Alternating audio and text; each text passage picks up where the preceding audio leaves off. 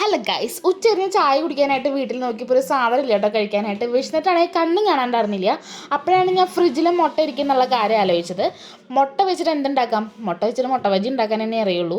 അപ്പോൾ അതിനായിട്ട് നോക്കിയപ്പോൾ എൻ്റെ കടലമാവില്ല, പിന്നെ ആകെ കൂടിയുള്ളത് മൈദയാണ്. ഇത് വെച്ചിട്ടൊക്കെ ഉണ്ടാക്കുന്നത് അൺഹെൽത്തി ആണെന്നൊക്കെ അറിയാം, എന്നാലും വേറെ നിവർത്തില്ലാത്തതുകൊണ്ട് ഉണ്ടാക്കിയതാണ് ഗൈസ്. നമ്മളൊരു പാത്രത്തിൽ കുറച്ച് മൈദ ഇട്ടിട്ട് മുളകുപൊടി, അതുപോലെ തന്നെ കായംപൊടി, ഉപ്പ്, ആവശ്യത്തിന് വെള്ളം ഒഴിച്ചു കൊടുത്ത് ഇതേപോലെ മിക്സ് ചെയ്തെടുക്കുക. വല്ലാതെ ലൂസായി പോകാണ്ട് കുറച്ച് കട്ടി ബാറ്റർ ആക്കി എടുത്തു കഴിഞ്ഞാൽ നമുക്ക് ഉണ്ടാക്കാനും എളുപ്പമാണ്, കഴിക്കാനും സുഖമാണ്.